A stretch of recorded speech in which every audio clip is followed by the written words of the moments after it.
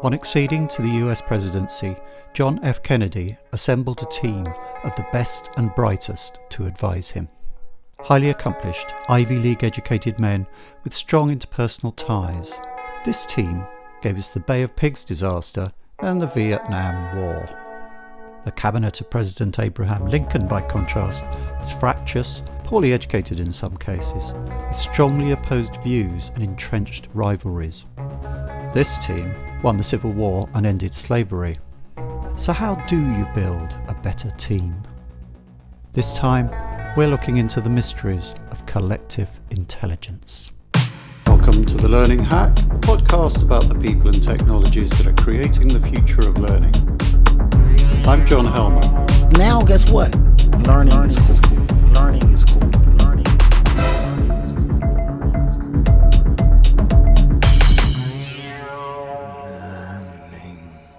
People have been saying for a long time that organisations ought to be more diverse because it's the right thing to do. And by and large, this has led to tick-box diversity initiatives that, let's face it, often don't go anywhere.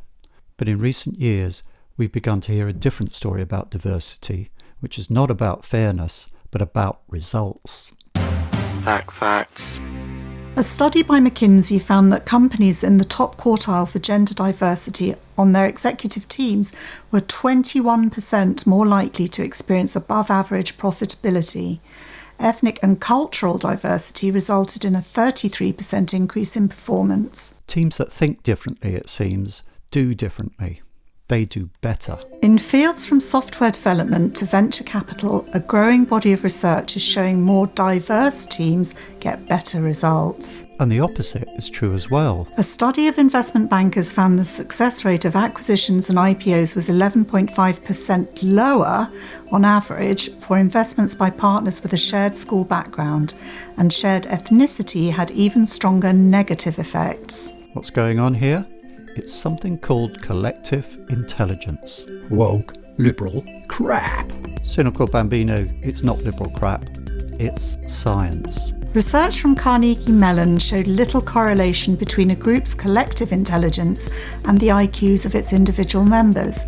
But if a group includes more women, its collective intelligence rises. Feminist, woke, liberal crap. You're kind of proving her point.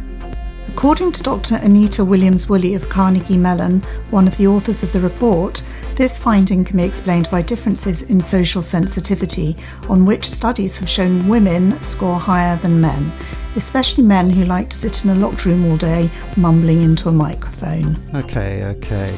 You see, your brain itself is a network of nodes, and to the extent that your thoughts don't just stay in your head but go out into the world, they travel along this wider network, and you yourself become a node on that network. This is collective intelligence. There's quite a lot of science that shows that intelligence is an emergent property of a network. Gianni Giacomelli, our guest on the Learning Hack podcast this time, is Chief Innovation Officer at Genpact. He's also Head of Design Strategy at MIT's Centre for Collective Intelligence. I wanted to find out more about Gianni's work on collective intelligence, not only as it relates to humans, but also as increasingly it comes to include machine intelligence, a field called augmented collective intelligence.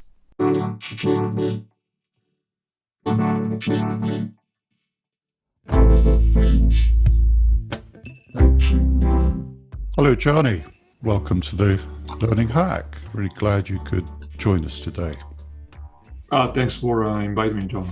Genpact is a $3 billion company with 90,000 employees worldwide, one of the biggest IT business process management companies in the world, if it's right to describe it that way.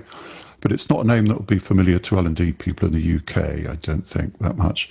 So can you tell us a bit about Genpact and your role there as Chief Innovation Officer? Absolutely. So thanks, John. Genpact by now is actually almost $4 billion and almost 100,000 people. So there's growth in the machine. And the reason why there's growth is that we do quite a lot of things that people, your audience probably touches every day. from banking to taking a flight when we will be allowed to take flights again. There's quite a lot of back office and middle office work, so to speak, that Genpact does. So we touch all the data, all the processes, all the automation sometimes, all the exception management. That's quite a lot of processes that run the world, again, from financial services to manufacturing to retail to consumer products. We are actually behind the curtains. So you typically don't see us, but we are there in quite a few places.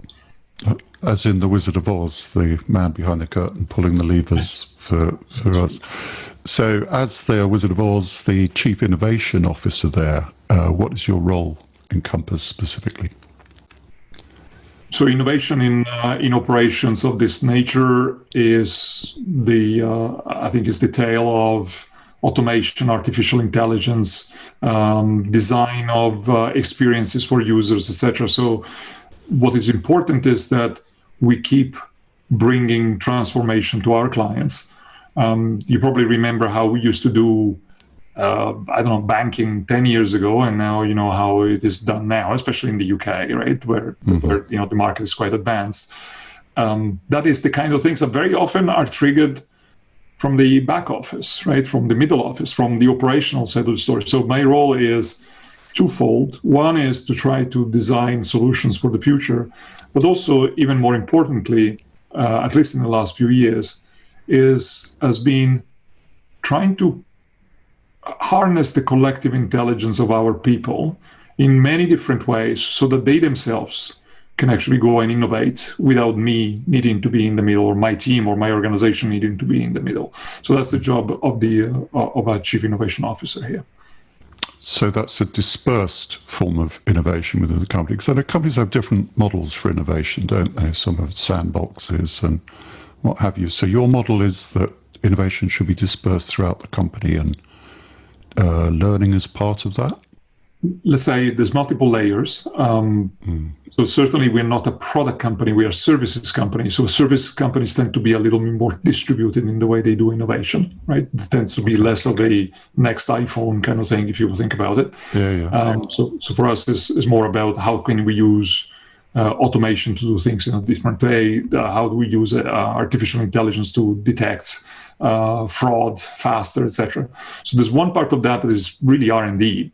The other part of it is, John, and this is, by the way, very well discussed and memorialized in research, is whenever there are strong waves of technology innovation, typically the determining factor of the adoption of those technologies is not that you have those technologies available for sale, or not even that you have the super experts, but there's really the ability to have enough of the quote-unquote rank and files who can actually go and use them in the flow of their work, in the design of their work.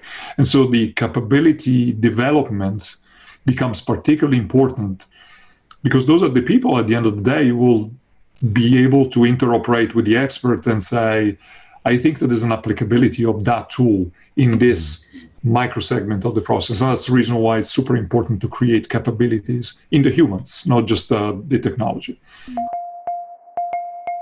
Where does learning sit within Genpact's quite massive operation? Because a lot of what is your offering to the learning market? Because a lot of the companies there are very quite specialized, even differentiated from HR companies. We speak a bizarre language, all of our own. So there are many kind of specialized companies in learning, but you are quite a generalist. So what is your offering to the learning market, corporate learning market? So John, we don't actually market learning as a standalone service, right? We use learning for our own 100,000 people, which in the end, our 100,000 people are an extension of our 500 clients. So our ability to offer people who are able to do the job today and tomorrow is part of our value proposition. The other thing that we increasingly are brought into doing is that our clients actually need to do transformation, for example, of their large operations. Very often those transformations are, just to take one, AI and automation driven. The typical problem that these organizations have is that they might actually be able to field enough SMEs, subject matter experts, to have that automation and AI capability, but they're not able to get them to root or kind of multiply their momentum, because the people around them in those organizations, in those large operations, are unable to interoperate with them. So we actually found ourselves brought a lot more into the enablement, let's call it training, but it's really the enablement of the people that look like ours, but on the client side, right? And that's part of typically large digital transformation jobs. But I don't think that there's been any instance in which we do learning and development as a standalone consulting, but it's always subservient to the operational transformation that we do. So what's your innovation story for learning? Obviously, you're not a provider of content and platform. It's a much wider proposition than that. But how do you see learning going and learning innovation being applied at the moment? And how does your idea of collective intelligence figure in this? Now, I know you work with MIT on the idea of collective innovation, collective intelligence. Maybe you'd like to explain about that and how that fits in. I think there's, and by the way, I'm going to say a few things that may irk a few people, and they're not meant to be confrontational, but they're meant... Well, it's always welcome, stirs up a bit of a hornet's nest. It gets a bit of engagement, sadly. I think the issue is that our learning and development paradigms that have been developed, even in enterprise environments in the last 20, 30 years, are not fit for purpose anymore for a world in which the half-life of a skill, so the time in which a skill is half through the viable life, is gone, especially in the kind of work that we do, is no more than 5 years. Actually, I cannot name many skills that have a 10 years of a time horizon. Very often the skills duration is actually a lot lower. So that's the first problem. So a lot of the infrastructures for learning were never built for that type of velocity. The other problem that exists is that, and that's actually closer to the collective intelligence point. Look, I've been in technology for most of my career. There used to be times in which being an SME, I'm subject matter expert in technology, was enough. Right? You needed to show up. You knew your stuff. You were very deep in your thing. There were a bunch of specifications that you just do your job. Just because of the nature of digital, you increasingly, well, actually by now it's not even increasing, almost always need to have a village to come together and do work. You need the experienced designer showing up together with the Lean Six Sigma person, the IA person, the workflow person, and the domain expert in that space, say anti-money laundering. And you need to have those people work together well from day one. The problem is that a lot of the learning and development curriculum that you can buy off the shelf were never meant to be instructing people to interoperate. They were always meant either for what is called I-shape, right? So, narrow domain, very deep, subject matter expert, or awareness. Now, there's a difference between awareness and what is called T-shape, meaning that we need to be able to T-shape people so they can interoperate together. A lot of the learning and development infrastructures in the world don't do that. The curriculum isn't meant to do that. The way the supply of new content and knowledge that goes into that infrastructure is not done that way. And the way people learn is largely alone. They do their thing, they do their tests, and I think that's actually fundamentally broken.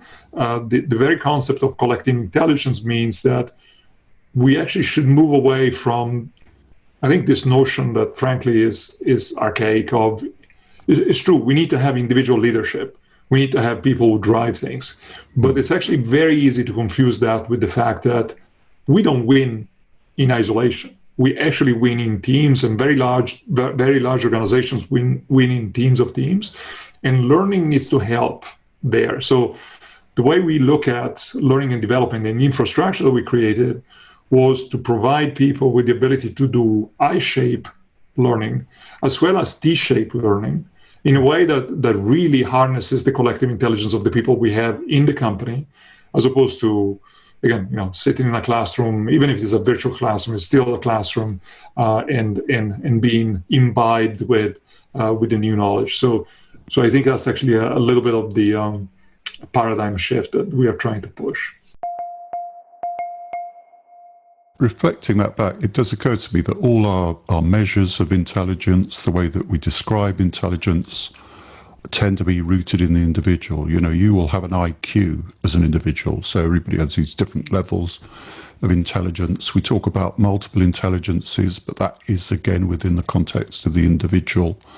And so is what you're saying that we need ideas and measurement for a collective intelligence, which involves more than one people of different disciplines and backgrounds and so on, and also that machines are involved in this?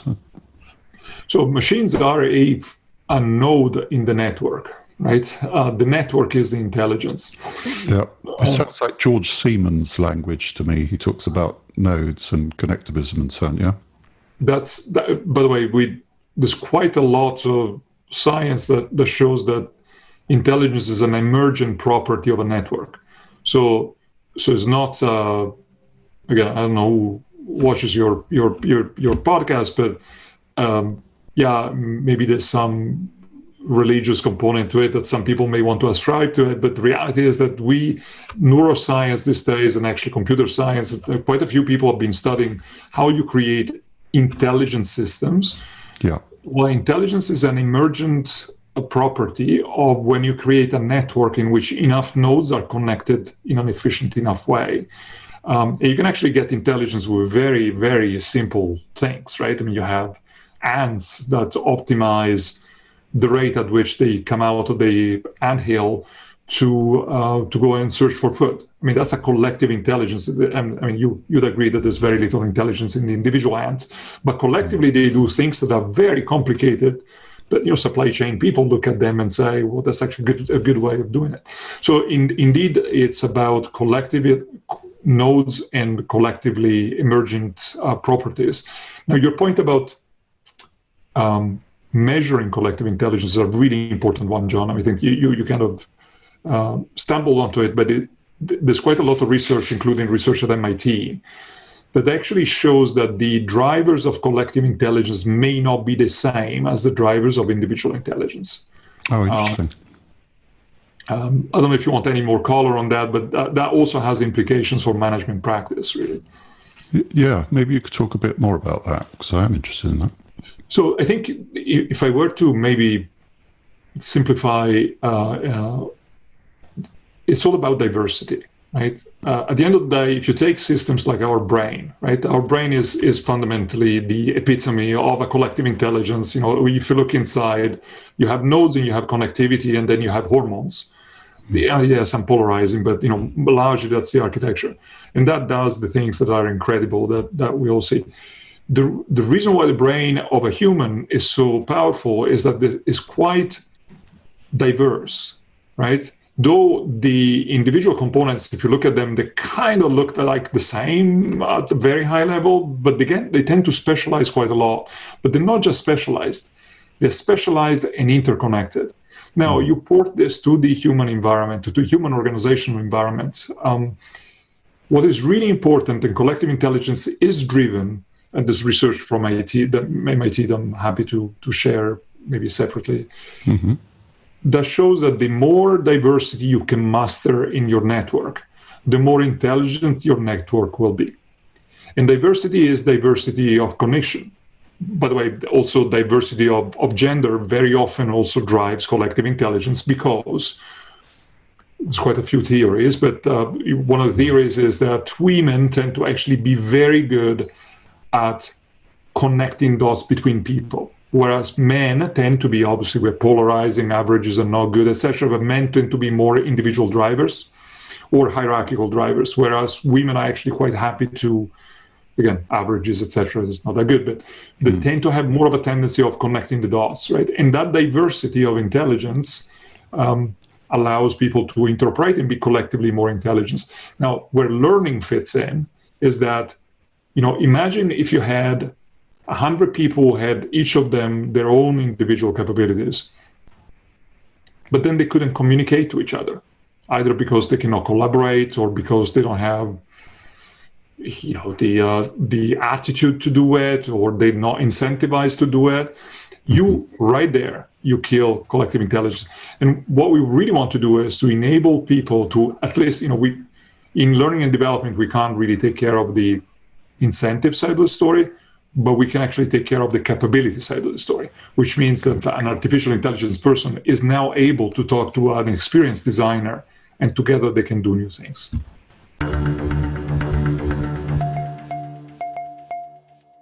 Can we talk a little bit about the machine part of collective intelligence, of how people use computers and how can people and computers work together more intelligently, do you think? This seemed to me to be a sort of focus of what you're saying. After all, we work with computers every day. We've been doing it for quite a while now. What is the change that would make that cooperation more effective and make machines function more effectively as part of a collective intelligence network, do you think? Yeah, I think that, John, is the defining question for our generation, really. I think in the next 20 years, either we get that right or we get that wrong, right? There's no middle ground. And so there's quite a lot of work that has gone into that. I myself have done a little bit of research on that. There's a website, if I'm allowed, supermind.design, as in www.supermind.design. There's actually a long report on just what you talked about. Okay. But just to summarize maybe a super high level, the way I'm thinking about it, I actually see machines and humans as a continuum of that lattice of network, right?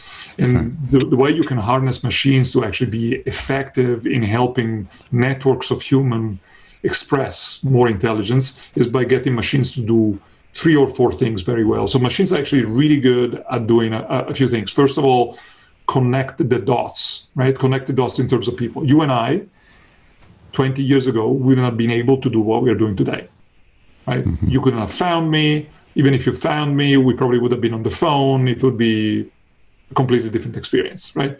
The way you and I are able to interact is because machines enable that connection, enable that collaboration, meaning the machines increasingly are able to, again, video conference, etc. They enable that. What machines do that is actually super useful to humans is they can actually curate content at scale. Google search was the first one that really changed the world from that standpoint. I mean, in the past, you and I, when we were kids, we would go to the library. Remember when I talk to my kids and I say, there's a library, they say, nice, it's a nice building. And so machines can actually curate knowledge increasingly well. As an example, for example, now in the search for drugs for COVID-19, a group of scientists in an organization called Benevolent AI, what they actually did, they wrote an algorithm that all that did, scoured through academic papers and scientific papers to actually understand what drugs that existed had properties that intervened on molecules that then we knew that potentially could intervene on COVID-19 spread in the body. I mean, there was no paper that said, there were very few papers, but they were looking at papers before COVID-19, and there was no paper that said that this is the cure. But there were papers that the machines actually could go through tens of thousands of papers and really surface to then the researchers. There's probably 5 of these that could be useful. And actually one of those went into trials in the UK, by the way, recently. So if you think about that curation, that's fabulous. The last thing the machines can do is heavy lifting computing. So machines are really good at doing the heavy lifting, the forklifting of very large data sets. Auto discovery, for example, when you have very large data sets, machines are fabulous at really identifying patterns where humans cannot see patterns. right? Especially when the world has been made relatively well behaved to them, meaning if there's structured or unstructured databases of data that machines can make sense of, machines are really, really good at it. Now, obviously, humans are really good when the world is not well behaved. And unfortunately, our world is not well behaved. You cannot just feed the world into a machine. No, and there was no historical period looking back when the world was well behaved either. I don't think so. I think, in a way, you've got to say machines are just going to have to suck it up as far as humans being badly behaved is concerned, because humans are badly behaved. Well, our systems are badly behaved as well, right? Even if in a utopian place where all of us are abiding to the rules, it's just complex systems. Sometimes they have a volition of their own. And for machines, it's actually not that easy to so they don't have cognition of what goes on. They only have cognition of what they see, right? And what they see is not a grand theory of the universe that humans can actually create. Experience.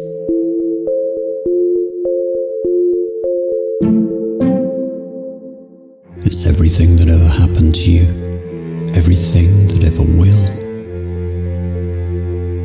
Experiences, both huge and not so huge, slowly add up over a lifetime to become your experience.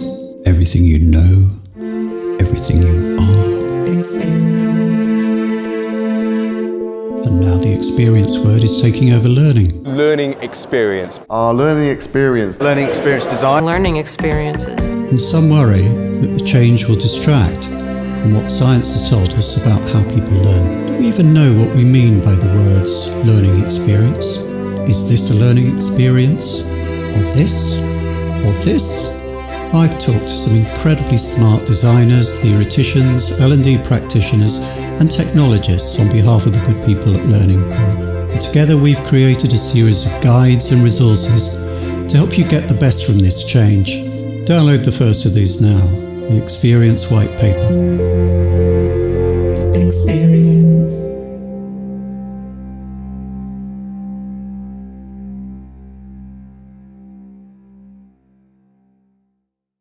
What's your view of the current state of AI deployment within learning, in the UK especially, but in the US as well? I think we see a lot of learn bots. We see recommendation engines, typically within learning experience platforms.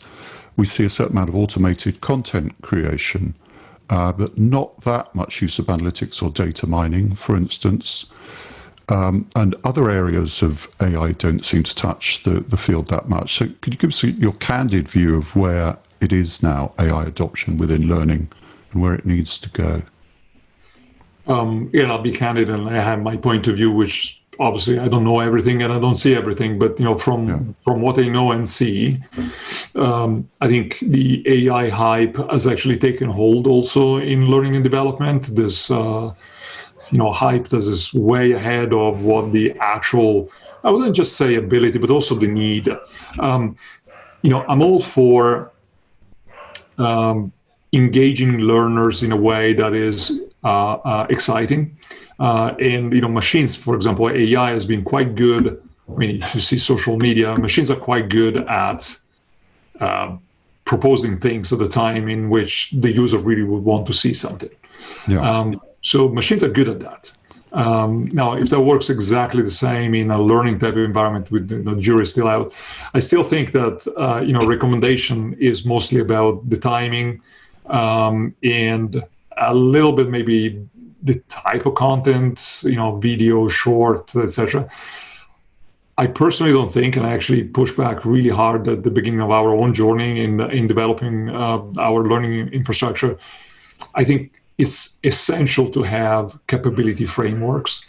It's essential to do the heavy duty job of mapping every role with these skills and defining the proficiency level for each of the skills for each of those roles. It's also essential to identify the development paths between one role and the next so that humans can actually be guided in their evolution. I don't think I want to delegate that anytime soon to a machine. There's too much context to your earlier point, John, that I really don't want to delegate that to anyone. I think what machines are really useful and interesting for, we've actually done a couple of things in that space. First of all, we have a slightly different model for supplying content to the learning engine. And we have actually created a network infrastructure that allows our subject matter experts to surface content at the right time and give it to our community of knowledge managers. The identification of the subject matter experts has been done by using basically AI-driven network analysis. And so we looked at the 100,000 people in our company, and we started identifying the clusters where people seem to gravitate around certain nodes for certain things. And on the basis of that analysis, we actually we went and picked up the subject matter experts. So that was useful because all of a sudden we actually found people who knew their stuff but weren't known to us centrally. And I think that's actually a useful use of, it's actually fairly simple algorithms these days, but it's actually a very practical application. The last example I would say is that we have a bot that engages our employees on a daily, weekly, and monthly basis, basically to check in on their emotional status, which is particularly important now with COVID-19, etc. And very often what the bot can also do is to figure out if people feel that they are learning enough, and if they're not, it suggests them to go and learn. But that interaction is not driven by an algorithm that kind of brute forces things on you. It's more of a conversation with the human, and the human then triggers that moment of, yes, I could do with a little bit more learning. And then maybe the manager could be sensitized to the fact that the engagement of the person is dwindling, and one of the solutions could be learning.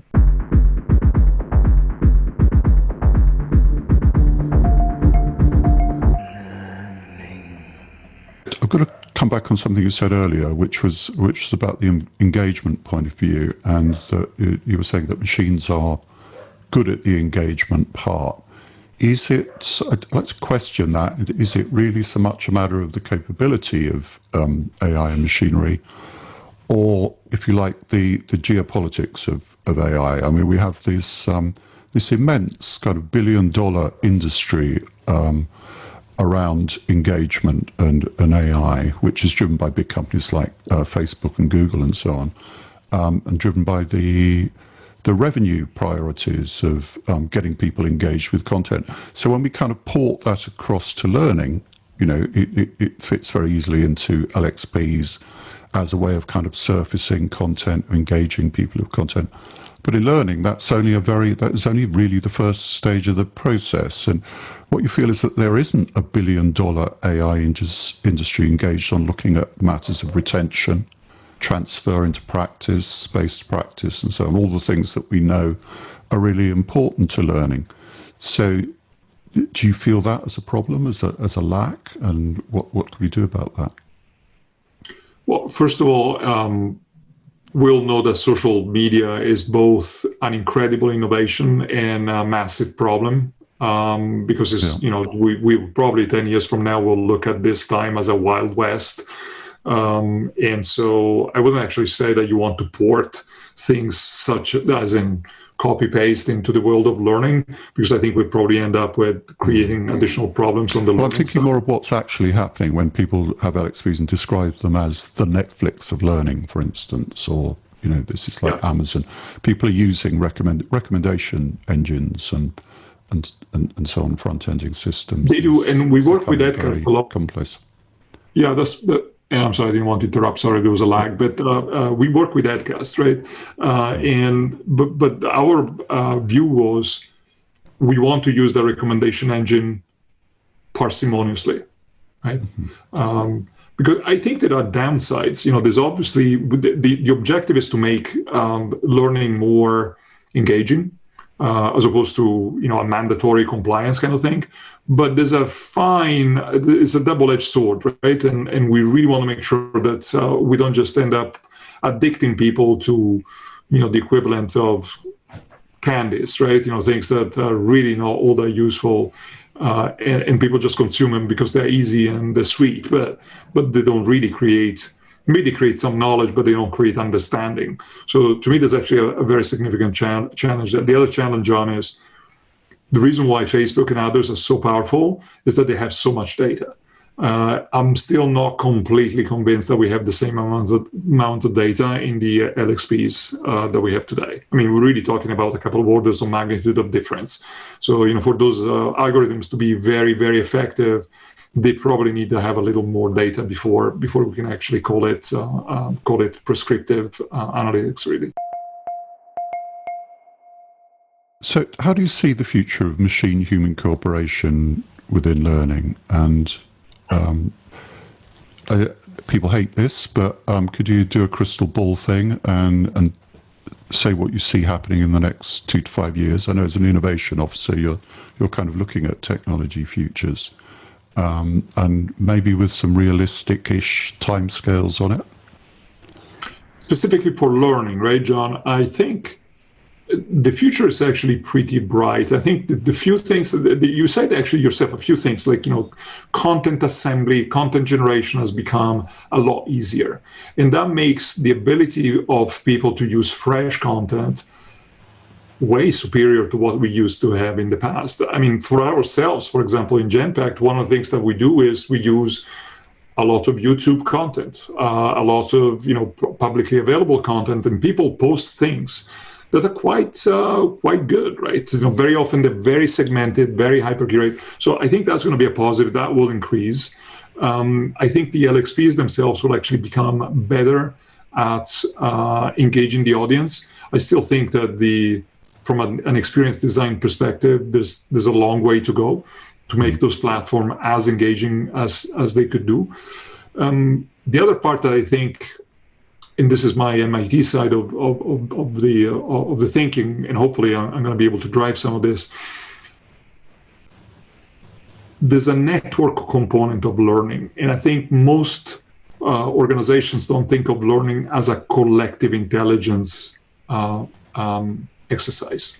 And so the ability to connect people who have knowledge with people who want knowledge to complement the storage of documents. To me, in the future, that's going to be one of the things that is going to make learning a lot more interactive. So the basic of this you can see in communities of knowledge, communities of practice, right? Yeah. But increasingly, machines will be able to go and pick people at the right time and bring them into communities of practice and get them to interact with people who need to have answers, and do that on the fly in a way that is not taxing to the suppliers of that knowledge. Okay. Lastly, Gianni, what's the best place for people to go if they want to follow your ideas and what you're up to? We'll put some links in the show notes for people, but what is it that you're really working on at the moment that you think people would be interested in joining and looking up? So the report on collective intelligence has a lot about learning. Again, I think the two of them are inextricably linked, pretty much like in the brain, right? And the brain does many things, but one of the things that the brain does pretty well is learning. And the architecture is a collective intelligence neural-based architecture. So I'm putting a lot of thinking into that infrastructure. So the website I was talking about before, www.supermind.design, is where there's a long report about this. There's also a short report, there's a short summary about it. And people can follow me on Twitter. I'm not an incredibly avid user of Twitter. I also use LinkedIn. So those three places are probably the best ones. And the report that I have posted on that website, the reason why I didn't publish it as a book is that I want to revise it. I literally revise it every 2 weeks because there's something else that comes up all the time. So that's where the new ideas go. Thank you very much for your time today. Thank you, John. Thanks for having me. That's all on the Learning Hack podcast for this time. Many thanks to Gianni and to our sponsors, Learning Pool. The Learning Hack is completely independent and transparently funded by sponsorship. Please subscribe on your podcast platform of choice or on YouTube. And don't forget to leave a stunning review and a 5-star rating. It really helps other people to find us. You can tweet at me, @John Helmer, or you can reach me through my website, johnhelmerconsulting.com. Next time on The Learning Hack. Well, it's anyone's guess. Could be Andrea Miles, could be Laura Lee Gibbs of Learn Fox. To be quite honest, the schedule is a bit up in the air at the moment. So the good news there is that it's going to be a woman.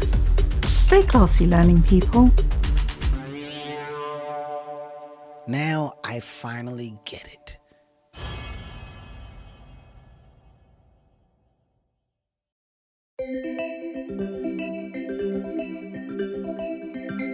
So, John, if I may, just one question. So, I was just going through your podcast. You have quite an eclectic mix of people talking, which I always found is the best, right? Because it's diversity. We hear. Are you counting on doing, kind of a synopsis of at some point? Because I think you're in a position in which you could do something like this, right? Since you talk to so many people with different ideas. Yeah. Zoom is telling me that the meeting's about to run out because I'm too much of a cheapskate to have a premium account. So we may get cut off at any minute.